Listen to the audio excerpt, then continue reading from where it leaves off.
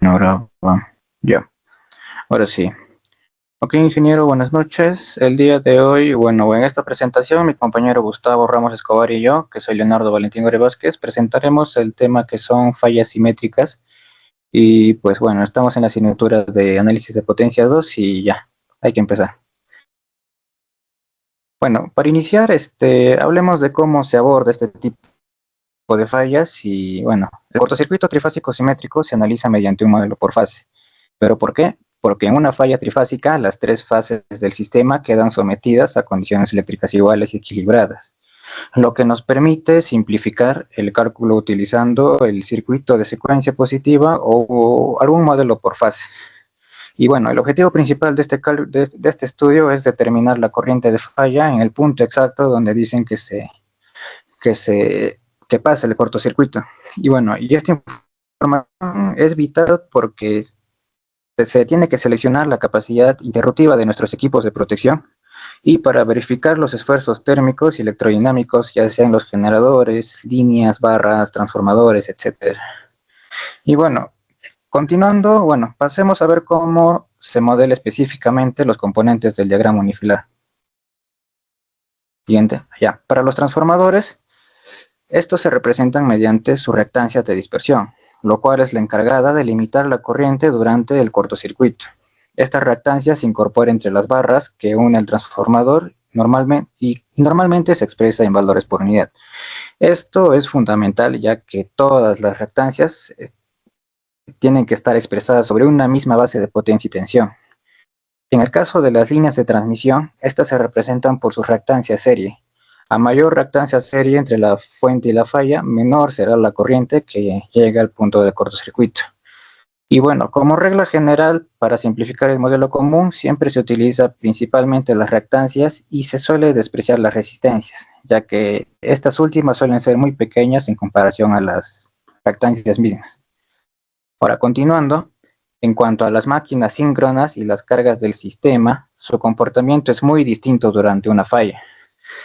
Iniciando con las máquinas síncronas, se modelan como una fuente interna de tensión en serie con su reactancia.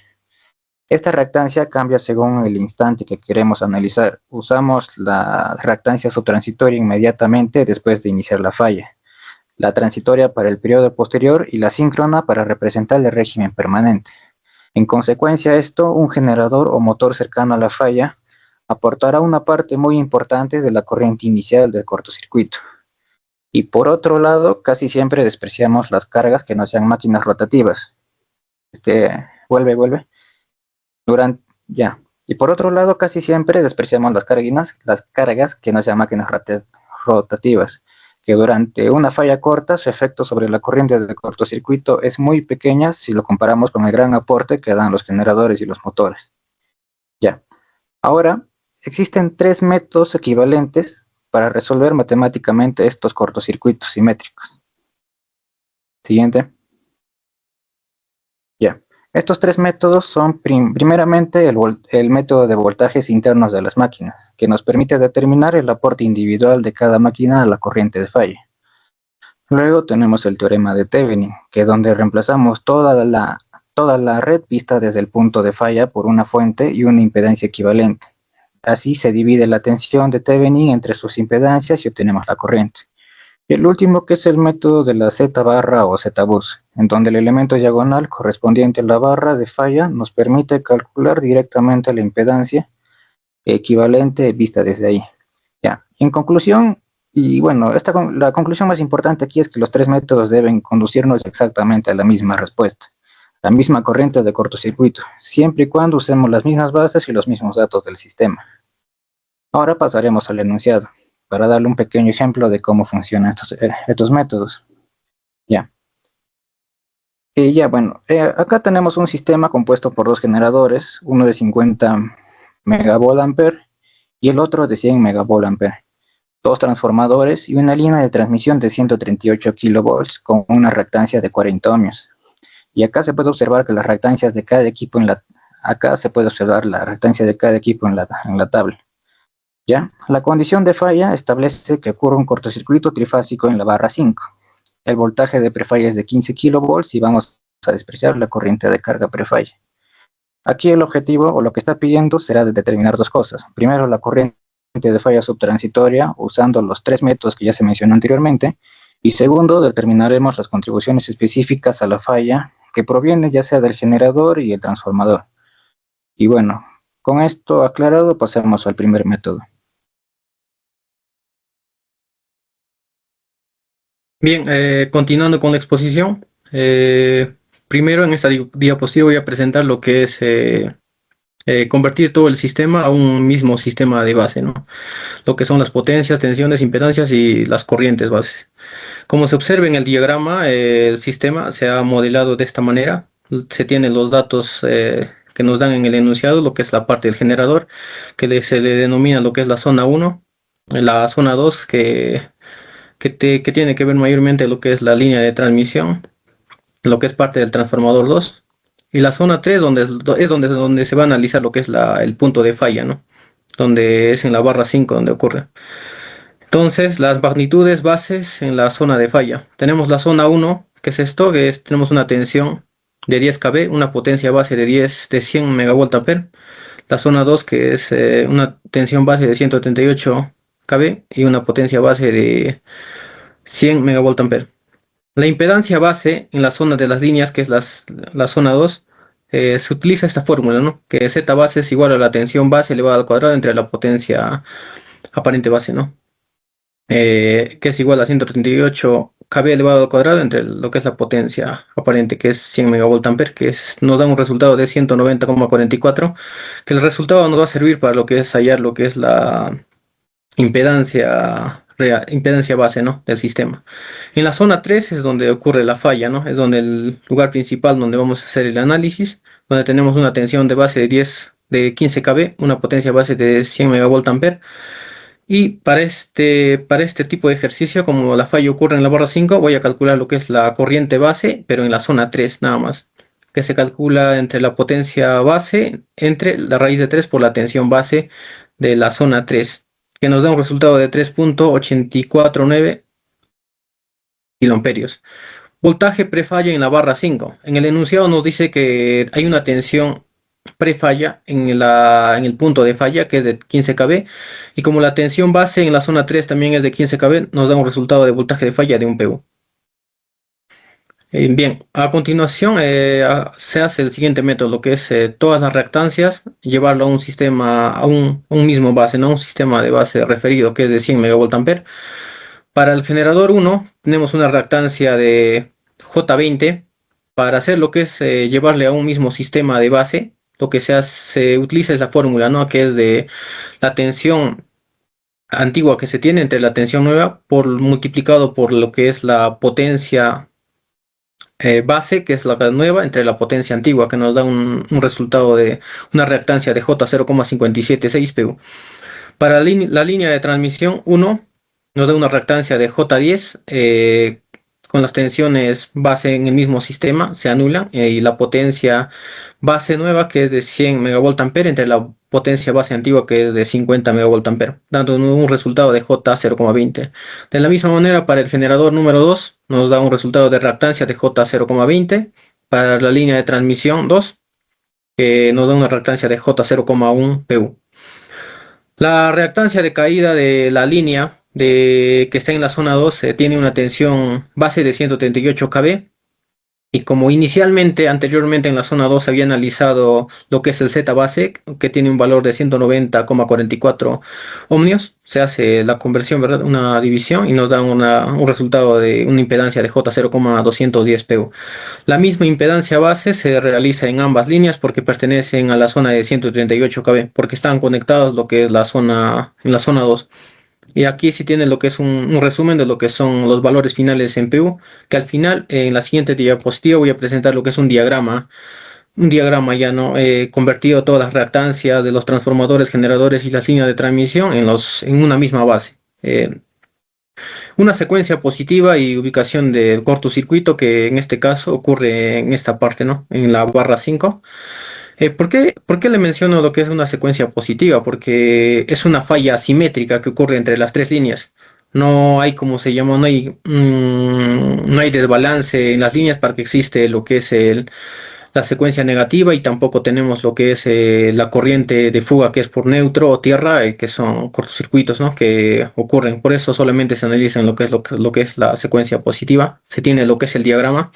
Tenemos lo que es el generador número uno, la corriente de falla que va a aportar a esta parte de lo que es el cortocircuito, y tenemos lo que es la parte del generador 2 que va a aportar también, ¿no? Lo que es el cortocircuito en esta barra. Tenemos sus datos para próximamente realizar lo que son los cálculos, ¿no? Bien, en el primer método tenemos lo que son los métodos de tensiones internas. Para una potencia base de 100 MVA, una tensión base de 138 kV, y la barra donde ocurre la falla es en la barra número 5. Sin carga, prefalla, y ambas tensiones internas valen 1 PU, ¿no? Porque por los mismos datos y por la misma tensión que hay en ese punto en las zonas, la tensión en ese punto es 1 PU. Tanto en la barra, principalmente en lo que es la barra número 5 que se ha trasladado a esta parte, tienes lo que son las reactancias desde el generador 1 hasta lo que era la barra 5, y desde la barra 5 hasta lo que era el generador número 2, que solamente era de reactancia del generador, ¿no? Principalmente. Bien, como condición de prefalla nos da que tenemos que la tensión en la barra 5 es de 1 PU, y la corriente prefalla, por condición también del ejercicio, nos dice que no lo tomemos en cuenta, ¿no? Una corriente prefalla. Por eso es que la corriente prefalla en este caso se analiza para una unidad de 0 PU. Para el generador 1, la ruta completa hasta lo que es la barra 5, tenemos todo lo que es esta parte, se hace una suma. Entonces tenemos ¿cómo se llama? La tensión en lo que es el generador 1 con antes lo que es la prefalla, ¿no? Con la corriente de prefalla. Entonces tenemos la tensión de generador 1 prefalla, que sería 1 PU. ¿Por qué? Porque la corriente de prefalla es en este caso 0. Para el generador 2 ocurre lo mismo. Tenemos una diferencia en reactancia, pero la corriente prefalla para este tipo de análisis sigue siendo 0. Por ende, la tensión prefalla en el generador número 2 sigue siendo 1 PU. Bien, ahora voy a analizar lo que son las contribuciones de corriente de falla que va a aportar lo que es el generador número 1 y el generador número 2. En la parte A tenemos lo que son los cálculos de los aportes. Como yo calculo el aporte el aporte en corriente que suministra el generador número 1 a lo que es la barra, ¿no? En este punto de la barra de la falla trifásica. Se analiza de esta manera. Previamente se había calculado lo que es la tensión prefalla de lo que aportaba lo que es el generador número 1, que era de 1 PU, entre la reactancia total que va a existir en este caso desde el punto de generador número 1 hasta lo que es la barra número 5, que es J0,296. Entonces, desarrollando esta fracción, se tiene un resultado de que el generador número 1, la corriente de falla que aporta el generador número 1 es de J menos J0,771.06 PU. Ahora, la corriente de falla que aporta lo que es el generador número 1 va a ser igual a la corriente de falla que va a aportar la línea de transmisión 2 en este caso, porque están en una misma línea, ¿no? Están en serie técnicamente. Ahora lo que aporta la corriente de falla que aporta lo que es el generador número 2 también se calcula de esta manera. La tensión del generador número 2 prefalla entre la reactancia total que existe entre el punto del generador número 2 hasta la barra donde ocurre la falla, que es un total de J5P1. Y ahora la corriente total del cortocircuito que va a pasar por este punto es la sumatoria de la corriente de falla que van a aportar tanto el generador número 1 y el generador número 2, dándonos un resultado de 5,7716 con un ángulo de menos 90 grados en PU. Ahora convirtiendo los valores reales de corriente de falla que van a aportar y la corriente de cortocircuito que hay en la barra número 5 se multiplica por la corriente base que ocurre en la barra, ¿no? En este caso, la corriente base en la zona número 2 era de 3,849 kiloamperios. y dando una conversión, ¿no? Multiplicando los resultados de la corriente de falla que aportaba el generador número uno, el generador número 2, nos dan un resultado acá, ¿no? El generador número uno y la línea de transmisión, que son lo mismo, nos aporta un total de 2,97 con un ángulo de menos 90 kiloamperios, y el generador número 2, 19,25 con un ángulo de menos 90 kiloamperios. Y la corriente de cortocircuito que ocurre en la barra número 5 es de 22,21 con un ángulo de menos 90 kiloamperios. Eso sería por el método de tensiones internas, y como segundo método es el equivalente de Thevenin desde la barra número 5, ¿no? Tomando referencia a lo que es la barra número 5, con una potencia base de 100 MVA, una tensión base de 138 kV y en la barra de referencia que es la barra 5. Para utilizar el método Thevenin, lo que es el equivalente de Thevenin visto desde la barra número 5, que en este caso sería esta lo que es la barra. Teníamos lo que es la rama del generador 2 hasta la corriente de cortocircuito, que está aquí, ¿no? Que es toda esta parte, y lo que es la parte izquierda, que es la parte del generador, que sería toda esta parte. Es por eso que se dice la rama de generador número 2, que solamente tiene una reactancia de 0,20 pu, y lo que es la rama que pasa lo que es el generador número 1 y lo que es el transformador, tiene una reactancia de J 1,296 pu. Para poder calcular lo que es la impedancia Thevenin, se hace como ambos valores, ambas reactancias están en paralelo, se calcula de esta manera, ¿no? Sobre el producto entre la suma, que nos da un resultado de una impedancia de Thevenin que es de J, 0,1733 pu.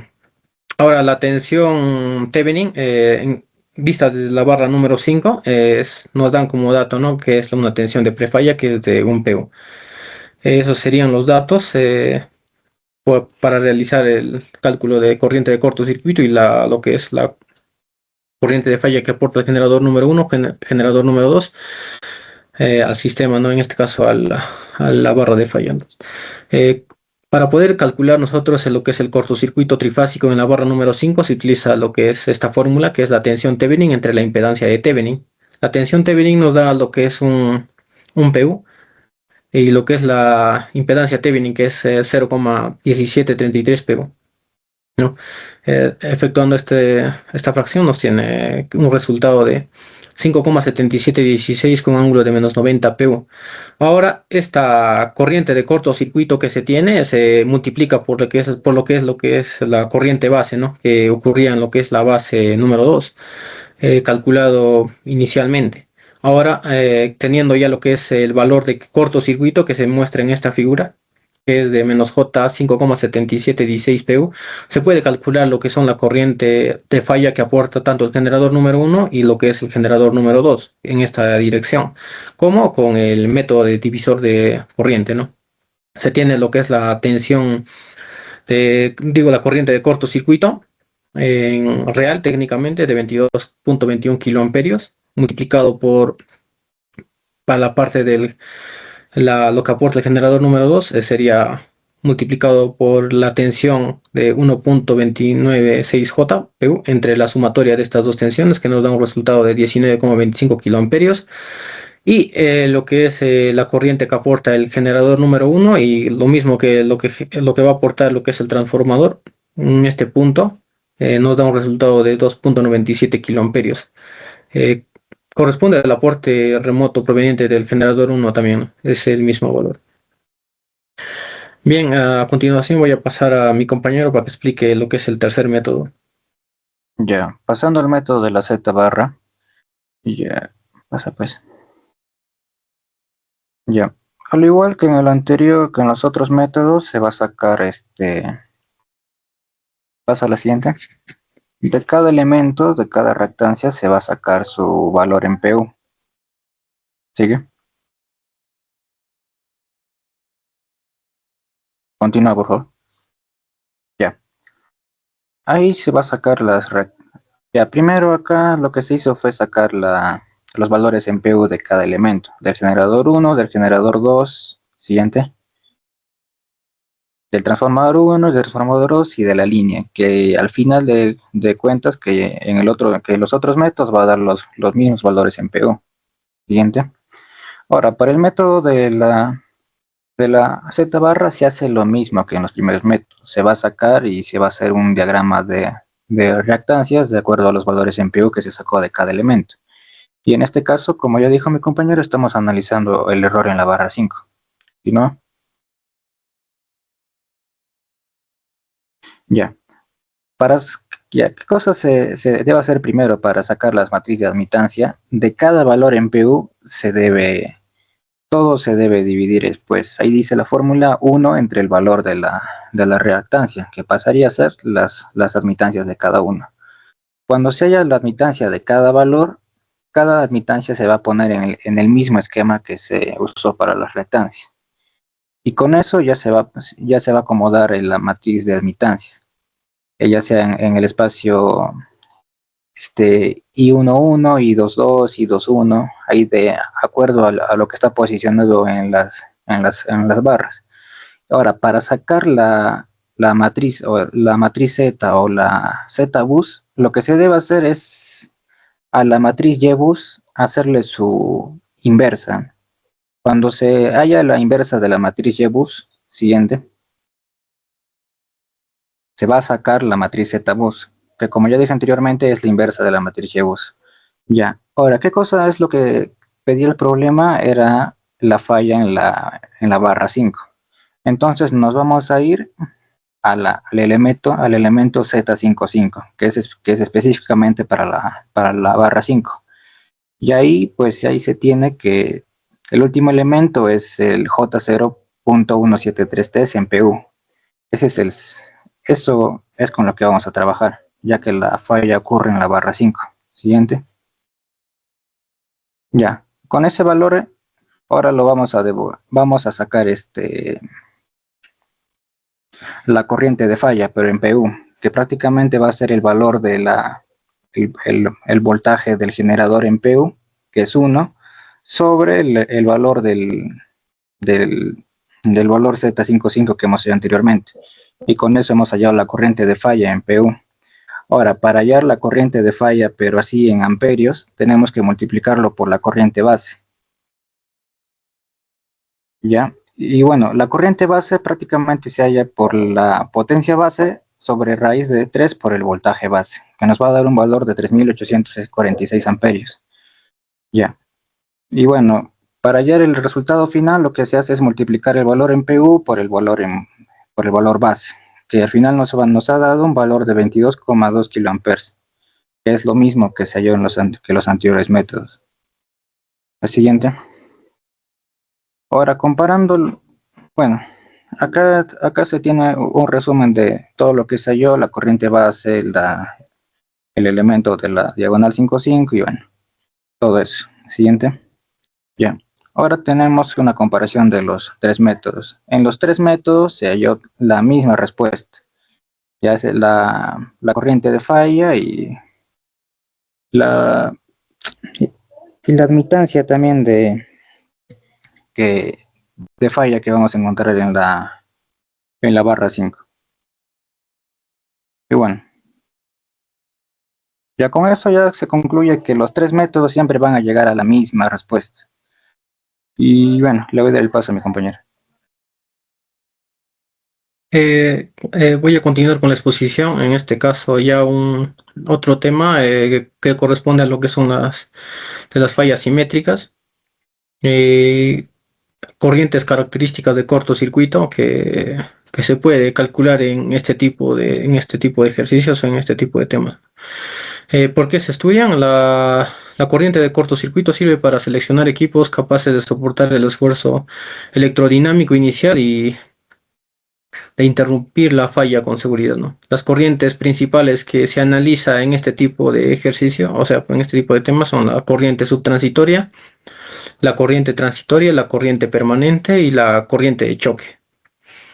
Corrientes de interrupción, que son estos, la corriente de corte, la corriente de corte como de componente continua, componente alterna y lo que es el valor eficaz. Total, la idea central. La corriente de choque verifica el esfuerzo mecánico, la corriente de corte verifica la capacidad de interrupción, ¿no? En este caso, de los instrumentos que se va a utilizar en este caso de protección, por así decirlo. La corriente de choque es el mayor valor instantáneo de la falla. La corriente de choque, que es el I sub S, que es la definición, la corriente de choque es el mayor corriente de cortocircuito inicial. Se utiliza para establecer los criterios de diseño de la aparenta eléctrica frente al esfuerzo electrodinámico. Aplicación, ¿dónde se puede aplicar este tipo, ¿no? de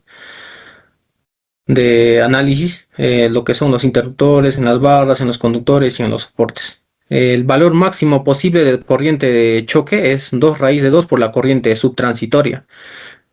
Significado de los símbolos, como ya los había mencionado, el I sub S es el corriente de choque, el I sub K es la corriente inicial simétrica subtransitoria, y el raíz de 2 es el valor eficaz, ¿no? Y el valor máximo que se calcula en este caso. Se analiza de dos tipos, de diferentes maneras, ¿no? Uno de ellos puede ser por la norma CI, que es que nos dice que ajusta la corriente de choque según el nivel de tensión, a referencia de nivel de tensión. En baja tensión se dice que la corriente de choque es igual a 1.8 por el raíz de 2 por la corriente subtransitoria.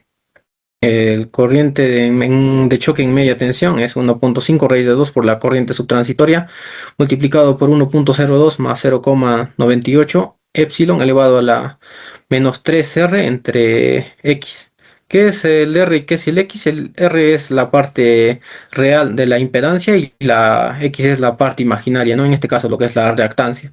En este caso, en la parte que es en media tensión, el factor depende de la relación entre R y X. Esta relación indica el efecto relativo de la resistencia y la reactancia, ¿no? Va a depender mucho esto. Un mayor contenido resistivo modifica la asimetría y por lo tanto el pico de corriente va a ser más elevado.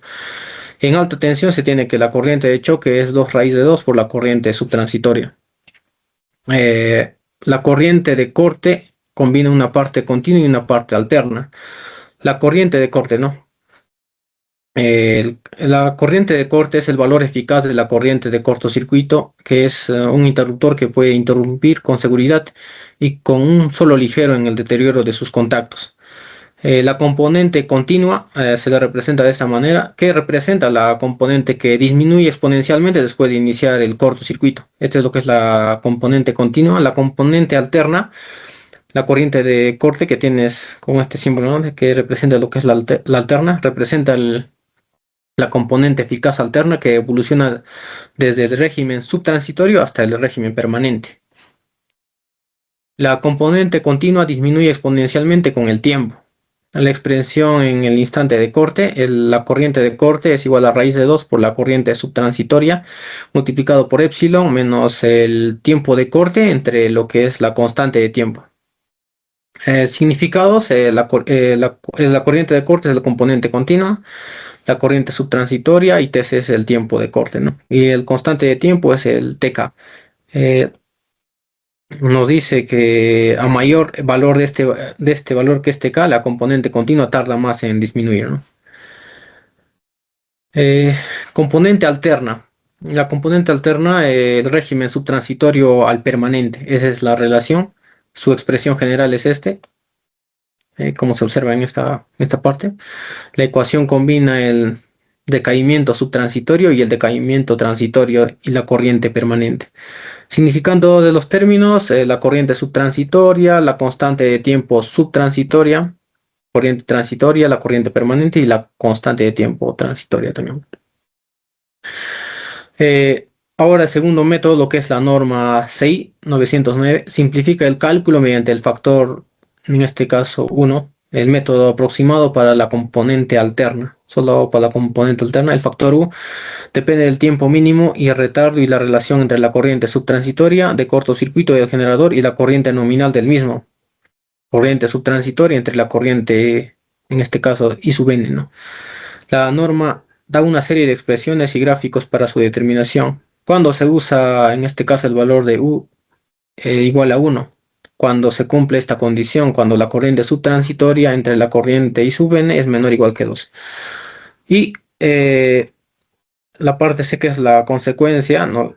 Cuando ocurre este tipo de evento, nos dice que la corriente subtransitoria es igual a la corriente transitoria y este es igual a lo que es la corriente permanente. Por ende, lo que es el coeficiente en este caso que es U, tiene un valor de una unidad, ¿no? La componente alterna puede considerarse igual a la corriente subtransitoria inicial. La suma eficaz de ambas componentes define la capacidad de corte. El valor eficaz en el instante de corte se calcula mediante esta fórmula, ¿no? Que es la raíz de la corriente de corte en la componente continua elevado al cuadrado más la corriente de corte elevado al cuadrado, pero en la componente alterna, en el punto alterno, ¿no? El resultado representa el valor eficaz total que debe ser capaz de interrumpir el interruptor. Las variables de ecuación se presentan en esta parte. Verificaciones de equipo, corriente de choque, esfuerzo electrodinámico máximo, el corriente de corte es la capacidad de interrupción y el tiempo de apertura influencia la componente continua, ¿no? El análisis. Aquí se tiene un pequeño ejercicio de este tema, de lo que es el corriente de choque, corriente de corte. Cálculo de corriente de corte, enunciado del problema, datos del generador. Un generador síncrono trifásico de 500 megavoltampere de una tensión de 20 kilovoltios a una frecuencia de 50 Hz. Tiene reactancias subtransitorias, transitorias y en estado permanente por una unidad y constante de tiempo en segundos, ¿no? También lo que es tiempos en subtransitorio, transitorio y en el régimen permanente. Están conectados a un interruptor tripolar. El generador está funcionando a una tensión de 5% por encima de su tensión nominal y en vacío sin carga cuando se produce el cortocircuito trifásico en el lado del interruptor al que se conecta la carga. El interruptor automático corta la corriente de cortocircuito 3 ciclos después de haberse producido la falla, que nos pide determinar el valor eficaz de la corriente subtransitoria de cortocircuito, el valor por unidad y en valor real amperios. La componente de continua en función del tiempo, en el peor caso, es decir, en la fase en la que dicha componente es mayor, y la corriente de corte en esa fase. Bien, primero que nada definimos lo que es la tensión de vacío antes de la falta, que nos dice que es 5% superior a la tensión nominal. Entonces tenemos que la tensión en vacío antes de la falla es 1.05 pu. La corriente subtransitoria se calcula entre la tensión vacío antes de la falla, entre la reactancia subtransitoria, que nos da un resultado de 7 pu. La reactancia subtransitoria determina la corriente eficaz inicial de cortocircuito. La corriente subtransitoria es 7 pu. Ahora, la corriente base del generador, para poder calcular lo que es la corriente real, se utiliza este método, ¿no? La potencia aparente entre la raíz de 3 multiplicado por la tensión, en este caso en el punto de línea, ¿no? La corriente base entonces ha calculado con un total de 14.43 kiloamperios. La base corresponde a la potencia nominal de 500 megavoltampere y la tensión nominal línea a línea de 20 kV. El valor eficaz real va a ser igual a 7 veces, o sea, nos salía 7 pu multiplicado por lo que es la corriente base, nos da un total de 101 kiloamperios. Es la corriente eficaz subtransitoria de cortocircuito, ¿no? Que va a ocurrir en ese instante. La fase más desfavorable conserva la mayor componente continua, ¿no? Es la parte B ya que estamos calculando. La condición más desfavorable nos dice cuando tenemos un ángulo igual a cero o un ángulo en este tipo de condiciones es donde se analiza, ¿no? El último sumando de la ecuación de corriente de falla corresponde a la componente continua máxima. La componente continua en función del tiempo se tiene esto, ¿no? Tenemos lo que es la corriente, que era de 7 pu, multiplicado por la raíz de 2 por el epsilon elevado a la menos t entre 0,2. La constante tk nos dan como valor, como dato, ¿no? Que era de 0,2, que es el que va a controlar lo que es el decaimiento exponencial de la componente continua. Entonces se tiene lo que es este valor, ¿no? Esta es la expresión. Corriente transitoria se había calculado por la corriente transitoria, que es la tensión en vacío antes de la falla, que era 1.05 pu entre la reactancia transitoria, ¿no? Que nos da también el valor, que nos da un resultado de 4.37 pu, y la corriente permanente, que es también calculada de esta manera, ¿no? De la tensión en vacío antes de la falla entre lo que es la reactancia en estado permanente, que nos da un resultado de 0,954 pu.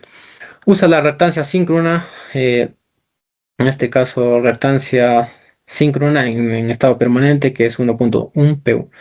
No, estos serían los resultados. Ahora en la parte C nos pide lo que es la componente alterna de la corriente de corte. La corriente de corte, como se había presentado anteriormente en las fórmulas, se calculaba de esta manera, ¿no? Reemplazando los valores en la fórmula, tenemos que la corriente de corte es 4.74 pu.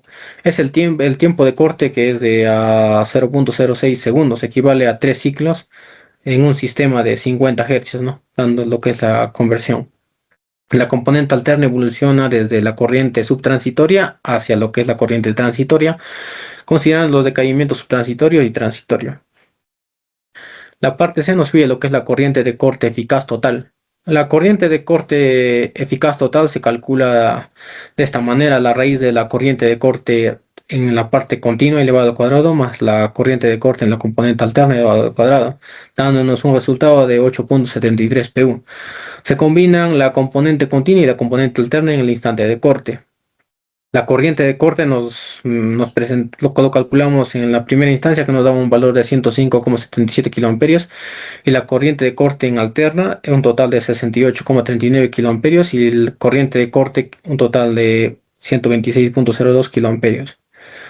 Eso serían con respecto a lo que es el ejercicio. Y también nos dice que la potencia de cortocircuito relaciona la tensión y la corriente de falla. Potencia de cortocircuito. Nos dice que la potencia de cortocircuito subtransitorio es igual a raíz de 3 por la tensión que hay que haber en la línea, entre línea y línea, y por la corriente subtransitoria, ¿no? Eso es lo que se ha demostrado previo a los cálculos que se ha desarrollado. El significado de las variables, UN es el valor eficaz de tensión nominal de línea a línea, ¿no? Y su K es la corriente subtransitoria.